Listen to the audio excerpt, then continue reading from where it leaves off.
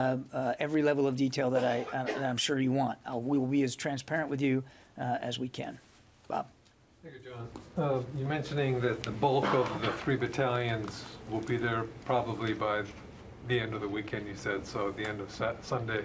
Do you anticipate then that the operation would begin that day?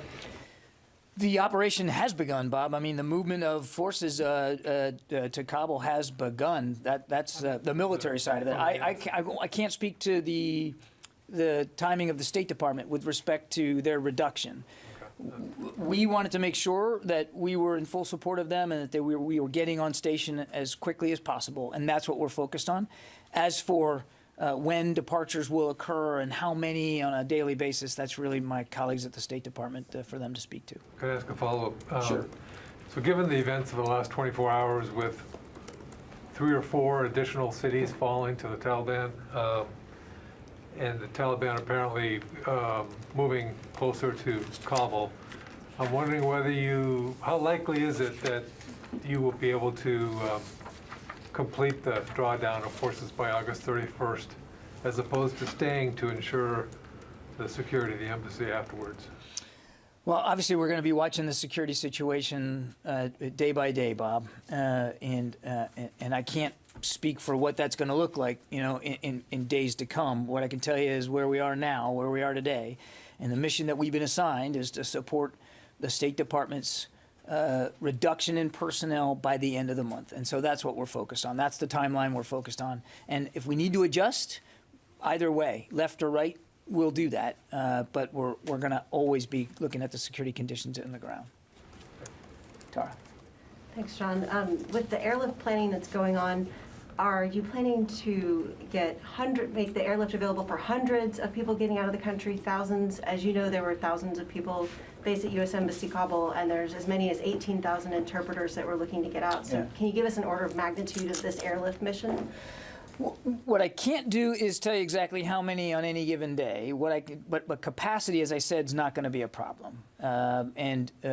We will be able to move thousands per day.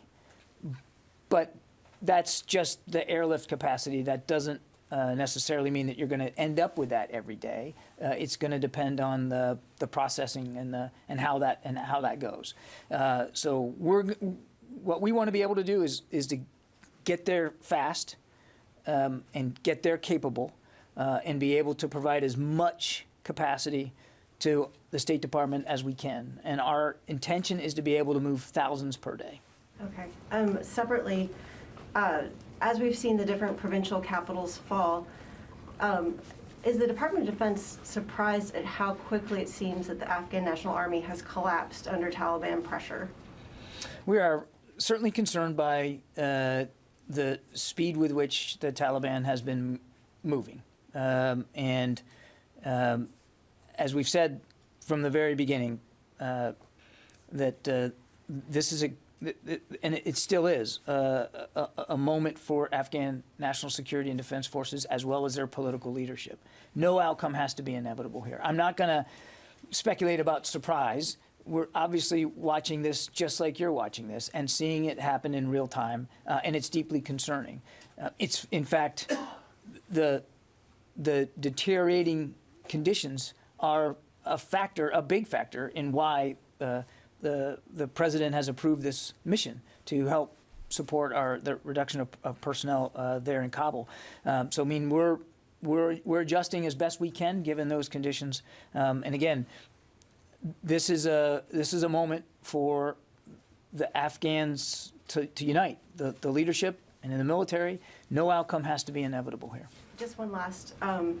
If the Taliban continue across and take Kabul, what happens to the continued support that DoD had been planning to do for Afghan national security forces, such as like the contracted air support or the fuel that DoD was committing to send? Are you all starting to have conversations about at what point does that support have to be cut off to keep it from going into the hands of the Taliban? We're still supporting the Afghan national security and defense forces. We're still supporting the Afghan government, the elected government in Kabul. And that's what we're going to be focused on doing. It would be easy to speculate about what the future of Afghanistan looks like right now, but I think we want to focus on what we are doing We are supporting the Afghans in the field where and when we can. We're still working on contract support for over-the-horizon. We're still making sure we have robust over-the-horizon counterterrorism capabilities in the region so that we can't suffer a threat from Afghanistan again. So we are focused on the security situation as we see it now and what we've got to do, the missions we've been assigned by the commander-in-chief, and I'll let the political situation play out. That's really not something that we're overly focused on right now. Yeah. So you were speaking about the over the horizon. Obviously, the U.S. has been conducting airstrikes regularly every day for the last few days, and it didn't stop the advances of the Taliban. So if you cannot stop the Taliban from over the horizon, which you are trying to do right now, how are you going to stop Al-Qaeda from over the horizon? Sylvie, the over-the-horizon counterterrorism strikes and capabilities still exist and will exist going forward. We have never said that airstrikes are a panacea. You said, we weren't able to stop the Taliban. We have said from the moment we started drawing down that we're going to continue to support them where and when feasible, with the understanding that it's not always going to be feasible. And we've never argued that our airstrikes from the air were going to turn the tide on the ground. What we have said is that the Afghans have the capability to do that. And we still believe that they could make a difference on the ground. We will do what we can from the air, but they have the advantage. They have greater numbers. They have an air force. They have modern weaponry. It's indigenous forces that can make the difference on the ground. And that's so our support to the Afghans was really done in that vein. And again, as for counterterrorism, as you heard the Secretary say himself, there's not a scrap of the earth that the United States military can't hit if it's needed. And when it comes to disrupting a counterterrorism threat that we know is emanating and is serious enough, airstrikes can be effective in that regard. Megan. Are the troops heading into Kabul going to get imminent danger pay for this deployment? I don't know. Can you take that? I can take the question, but I don't know. Jeff Selden, VOA. John, thanks very much for doing this. You've said that the U.S. is going to continue to conduct the airstrikes in support of the Afghan security forces when and where it's feasible. But with the focus now on the battalions that are heading into Kabul to secure the embassy, the airport, and facilitate getting the civilians out, how much is that going to lessen the availability of airstrikes for Afghan security forces? And also, following up on what Sylvie asked, given that U.S. airstrikes didn't seem to deter the Taliban in other areas, how much concern is there that they won't be scared of potential U.S. airstrikes if they decide to move on Kabul and U.S. assets or personnel there? Well, I'm not going to speculate about moving on Kabul, and I've never talked about future operations. I'm not going to start doing that today, Jeff. But to your other question, the kinds of support that we are providing and able to provide Afghan national security and defense forces in the field, those authorities still exist, those capabilities still exist. And General McKenzie can use those capabilities to the degree that he sees most fit. That is a separate and distinct set of missions than what we have now been ordered to do in terms of helping with our State Department colleagues reducing the size of their footprint in Kabul. And so those are two separate sets of authorities and capabilities, and I think that's about where I'll leave it. Yeah, Court. You said a couple of times that you're concerned with the speed with which the Taliban has moved, but I think the big question is not the concern about the speed, but surprise. So again, I have to ask, is the military or the Pentagon or the administration or everyone surprised by how fast the Taliban has been able to move through parts of the country?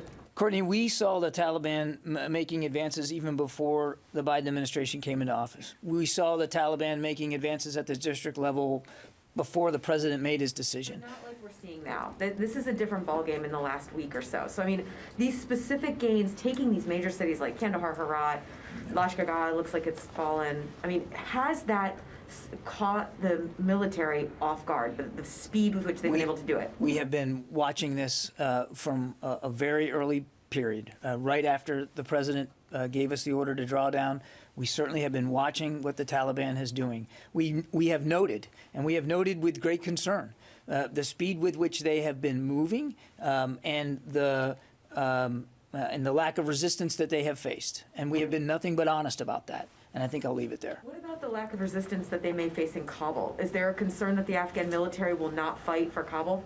That's a question for Afghan leadership to determine for themselves. Obviously, as I've said from the beginning, we want to see the will and the political leadership, the military leadership that's required in the field. We still want to see that, and we hope to see that. But whether it happens or not, whether it pans out or not, that's really for the Afghans to decide. Oren? You've said here many times that Afghanistan cannot and will not become a base from which to launch attacks against the U.S. homeland or its allies. Does the speed of the Taliban advance shake your confidence in that statement? No. Steve from military.com. Hi, thanks for doing this. Are any additional Air Force squadrons or aircraft heading to the Middle East for this? And then could you also speak to any of the rules of engagement troops on the ground will have?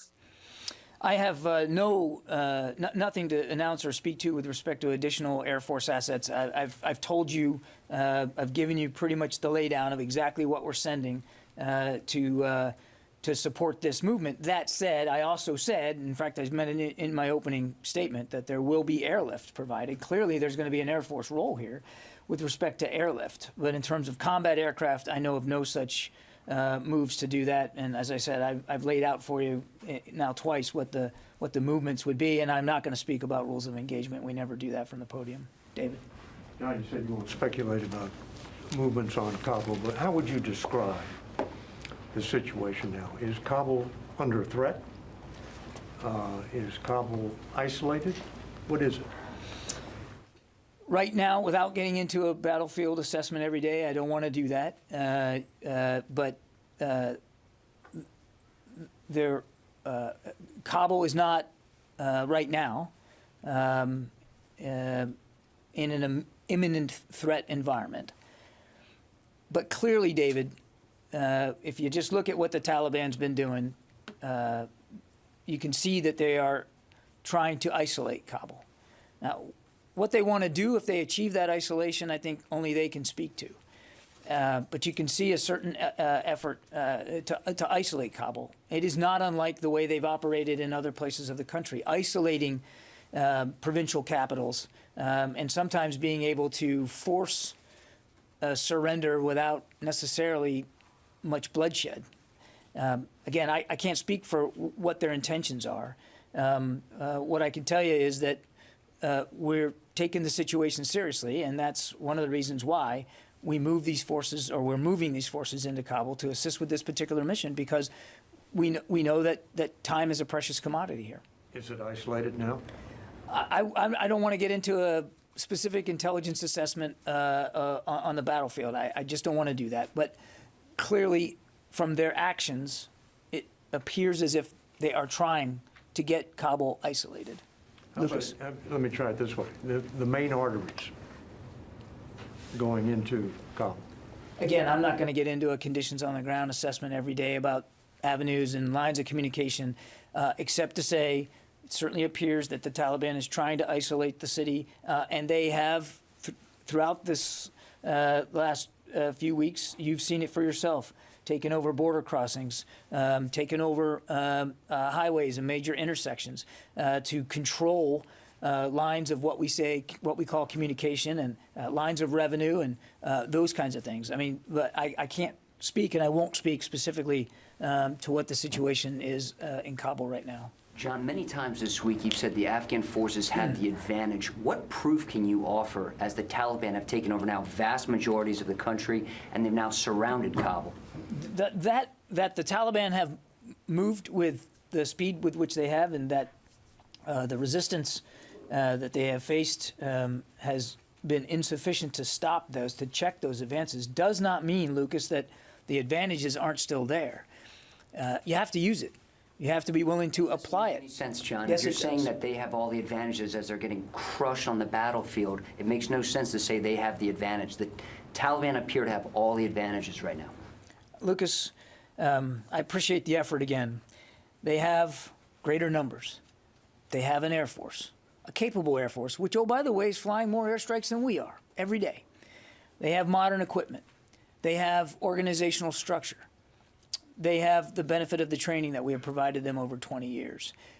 They have the material, the physical, the tangible advantages. It's time now to use those advantages. Is the U.S. military prepared to evacuate all Americans from Kabul and help close the U.S. Embassy in Kabul if the State Department requests it? Our mission right now is to help the State Department reduce their personnel, their civilian personnel in Kabul, and to assist with their acceleration of the SIV immigrant visa process, the special immigrant visa process. That is what our focus is on right now. How close is the U.S. government to closing its embassy in Kabul? You'd have to talk to my colleagues at the State Department. They get to decide that. They have made it clear, though, that as of today, they are reducing, not eliminating, their diplomatic presence in Kabul. We are simply helping them support that reduction. And after a night of sleeping on it, are these 3,000 U.S. troops going to Kabul? Is this a combat deployment? I didn't sleep on that question, Lucas. I thought I answered it pretty well yesterday. You did, hold on, you didn't answer it, John. John, these soldiers and Marines that are fully kitted out, putting on night vision goggles, landing in Kabul, taking positions at the airport, they're going to a combat zone, are they not? They're certainly going into harm's way, Lucas, and Is they this a will combat have zone? Lucas. They will have the right of self-defense. They will be armed, and as I said yesterday, and I don't think I could have made it any more clear, that if there is an attack upon our forces, our commanders have now and always have had the right and responsibility to defend themselves. And any attack on our forces in Afghanistan will be met swiftly with a forceful and an appropriate response. And I know, listen, I know you want to get into the nomenclature here.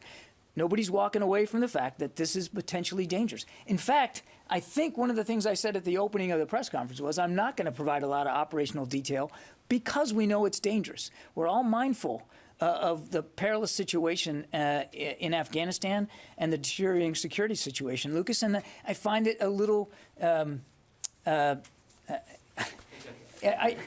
find it frustrating that you're trying to pin me down on a nomenclature here, like we're afraid to say the word combat.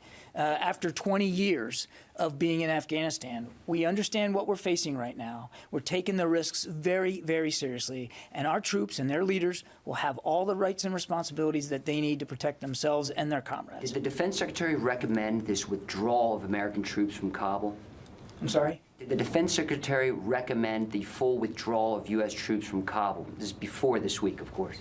I'm not going to talk about the Secretary's recommendations to the Commander-in-Chief. Do you think it's important for history, for the transcript, for the people watching this briefing right now? Did the Defense Secretary support the full U.S. military withdrawal from Kabul? Lucas, Lucas, I'm not now, and I haven't, never will, talk about the Secretary's advice and counsel to the Commander-in-Chief. That's totally inappropriate. The President has made his decision, and we are executing that decision. He has also made additional decisions, such as helping the State Department reduce their personnel, and we're going to support that too. Now, some veterans think that the Americans should just pull everybody out of Kabul. The U.S. government should pull all Americans out of Kabul and then just level the embassy. What do you think about that? I think that one of the great things about this country is that people are free to express their opinions about anything that they want. What I'm here to do, Lucas, my job, is to articulate the policies that we're executing and the way in which we're executing them. And that's what my focus is today, to tell you what we've been ordered to do and how we're going to execute those orders. Is it time just to pull all Americans out right now and destroy the Lucas, embassy? we are focused on helping the State Department reduce their footprint in Kabul. That's what we're focused on, and that's what we're going to be doing. Louis. I'd like to follow up on Lucas's fourth question, if I could. As opposed to the 14th? Yes. You talked about how the troops there have the inherent right of self-defense. That was actually going to be my question. There's a tactical purpose for sending these troops there, which you've described in very general terms. I know you don't want to get into specifics. But is there a secondary effect that you're having by sending these troops there into Kabul, which is sending a message to the Taliban these troops are here, don't attack us, we're here to carry out our mission, and at the same time saying, we are here to support the government of Kabul, don't attack Kabul. Are you suggesting that there's a contradiction there? No, I'm trying to ask, is there a messaging intention as well by sending these troops there as well? I understand the primary mission there is to do this, protect the forces, protect the Americans and the Afghan interpreters and their families as they leave. But at the same time, is there a secondary effect that you're gaining by sending these troops there, which is to message the Taliban, don't attack us while we're doing this? The main purpose for these troops is to conduct this particular mission. And as I said yesterday, the Secretary made his decisions based on based on prudence to make sure that you have what you need and that you have reserve if you need reserves, because we don't know exactly how the situation's going to unfold. It's not, he didn't choose these units or this approach to send a message. He chose these units and this approach to accomplish a mission and to make sure that he had enough capability and capacity to do it safely and in an orderly fashion. That said, and I've said this now three or four times, if these forces are attacked and threatened, we have the ability, the right of self-defense, and we will respond in a forceful and appropriate way. And just one quick follow-up. We've talked about the troops from the 82nd Airborne going into Kuwait that could be on standby if needed. Is their mission going to be, if they are needed, exactly like the ones from the 3,000 that will be arriving by the end of this weekend? Or would it be something different? I'm sorry, say it again? Sure, no problem. The brigade, the BCT, headed to Kuwait. Yeah. Is their mission, should they be called upon, are they going to be doing exactly what the 3,000, the 3 battalions arriving in Kabul by the end of the weekend? Or is there some thinking that maybe they might do something else? They're a ready reserve force that we would have available to us should they be needed for any number of security missions. And again, I couldn't begin to speculate right now what those missions would look like. But they will have capabilities that are commensurate with the infantry battalions that are going to Hamid Karzai International Airport over the course of the next few days. Thank you. Thank you.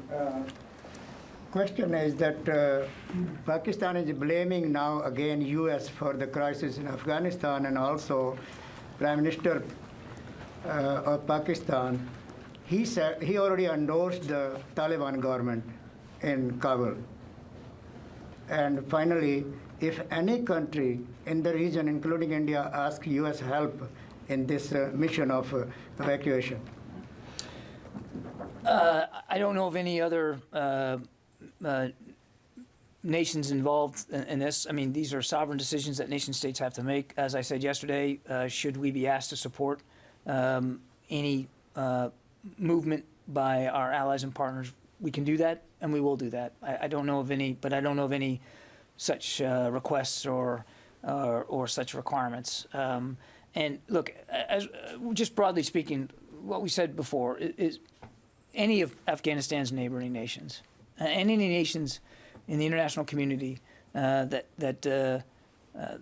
believe they have or want to have a stake in the future of Afghanistan, we simply would urge them to act in ways that helps lead to those kinds of better outcomes for the Afghan people, and to help us continue to pursue a negotiated political settlement.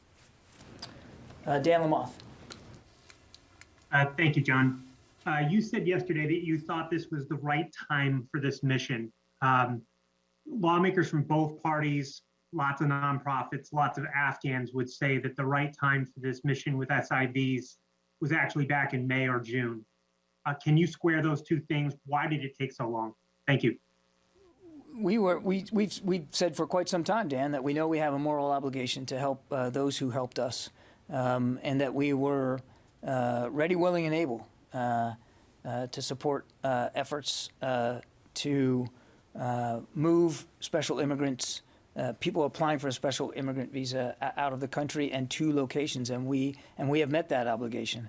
It is a process that, as you know, it does not reside here at the Defense Department, and a process that has requirements. So what I can tell you is, from a DoD perspective, it's not something we ever lost sight of. It wasn't an obligation we just all of a sudden forgot and then came around to. And that, as I said at the outset, we've planned for a lot of contingencies, and this was certainly one of them. Tony Capaccio. Hi, John. I had a couple questions. You said DoD is a planning organization. Has CENTCOM presented to the Secretary or the Joint Staff a contingency plan to reintroduce U.S. combat troops, a la what we did in 2014 in Iraq, if the White House requests it? Has such a plan been crafted? Yeah, that we are a planning organization is true, Tony. What's also true is we don't talk about every single plan on the books. Our focus right now, Tony, and the plans that we are executing are to meet the President's drawdown requirement by the end of this month, and to assist in the drawdown of State Department personnel also by the end of the month. And I'm not going to speculate about what things look like going forward. And I would remind Tony that this mission is a narrowly focused, very specific, tailored mission to support the State Department at this particular time. I have a second question. Go ahead. Okay, second question. You've heard the narrative and the questions from reporters and everybody else about, is this a repeat of the fall of Saigon? You're not a historian, but I know that the Secretary, a number of you guys are thinking, how do you answer that question? Can you give a sense of where the analogy is apt and where it's a very bogus, fallacious analogy to equate what's going on now with the potential fall of Saigon? Yeah, Tony, what I can tell you is we're not focused on the history of the Vietnam War. We're just not. We're focused on meeting the requirements that we have today. That's where our headspace is. Certainly, we've seen the punditry and the commentary. I think it's best to leave that to historians. What we're focused on is making sure that we meet our commitments to our State Department colleagues, and that we continue to meet our commitments while we have the authorities and the capabilities to our Afghan partners on the ground. Is the best historical reference plan of Iraq 10 years ago? Mike, go ahead. What's it going to say for our 20-year war in Afghanistan if it ends with the Taliban rolling into Kabul in U.S.-made MRAPs and Humvees and carrying weapons that our allies turned over to them? Look, Mike, again, I'm not able to, I don't have a crystal ball. I can't see the future. And what I can tell you is our troops who deployed to Afghanistan after 9/11 did what they were sent there to do, which was to prevent Afghanistan from being a safe haven for terrorist attacks upon the homeland, and to severely degrade the capabilities of groups like Al-Qaeda. In the process of that effort, a lot of progress was made in Afghanistan, progress which we obviously don't want to see put at greater risk. Going forward, we're going to do a couple of things. We're going to make sure that a terrorist threat can't emanate from Afghanistan again by maintaining robust over-the-horizon counterterrorism capabilities in the region. And we're going to continue to support our Afghan partners bilaterally through maintenance support, through financial support, and we're going to continue to want to see a stable, secure Afghanistan. The other thing I would say is that we want to continue to see that there's a negotiated political settlement here for governance going forward. So that's what our focus is on right now. Do you really think the Taliban is interested in negotiating? They seem not interested in that. I mean, do you really think that they are legitimate negotiating partners? I think that's a question for Taliban leaders to speak to. They have a team in Doha. They have participated in the past in negotiations. Now, whether they're still interested in that or not, I think is for them to speak to. We are still interested in seeing that outcome, and so should the rest of the international community.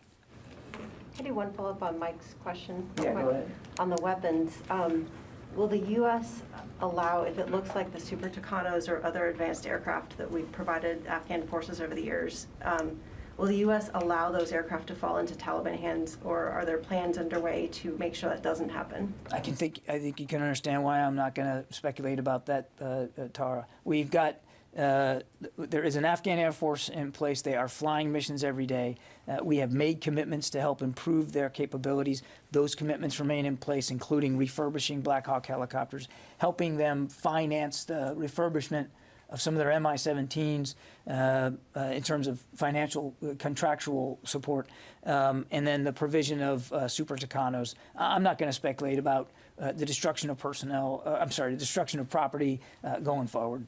We are going to continue to stay focused on making sure they have the capabilities to use in the field. But would you say that the U.S. would not allow those aircraft to fall into Taliban We are hands? always worried about U.S. equipment that could fall into an adversary's hands, and that's something we never lose focus on. And what actions we might take to prevent that or to forestall it, I just simply won't speculate about today. Quick Paul from Politico.